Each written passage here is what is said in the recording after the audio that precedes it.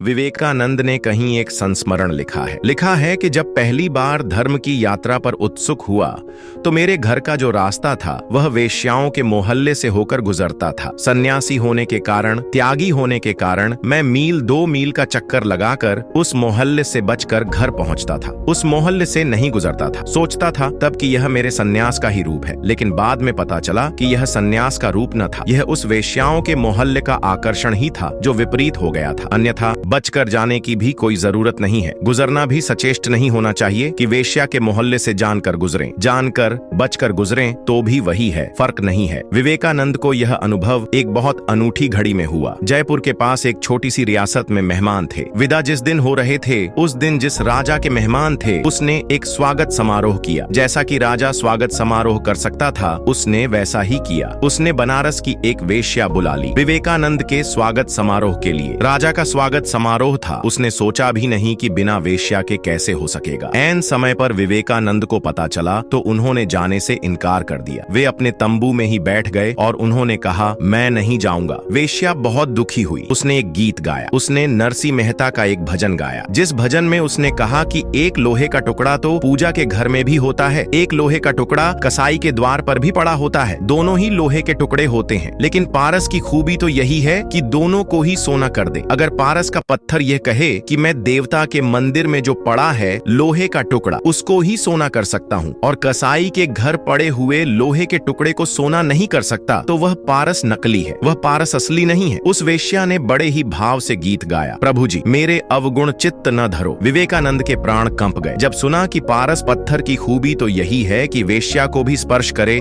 तो सोना हो जाए। भागे, तंबू से निकले और पहुंच गए वहां जहां वेश्या गीत गा रही थी। उसकी आंखों से आंसू झर रहे थे। विवेकानंद ने वेश्या को देखा और बाद में कहा कि पहली बार उस वेश्या को मैंने देखा, लेकिन मेरे भीतर न कोई आकर्षण था और न कोई विकर्षण। उस दिन मैंने जाना कि सन्यास का जन्म हुआ है। विकर्षण भी हो तो वह आकर्षण का ही रूप है, विपरीत है। वेश्या से बचना भी पड़े तो यह वेश्या का आकर्षण ही है, कहीं अचेतन मन के किसी कोने में छिपा हुआ जिसका डर है। वेश्याओं से कोई नहीं डरता, अपने भीतर छिपे हुए वेश्याओं के आकर्षण से डरता है। विवेकानंद ने कहा, उस दिन मेरे मन में पहली बार सन्यास का जन्म हुआ। उस दिन वेश्या में भी मुझे मां ही दिखाई पड़ सकी, कोई विकर्षण न था।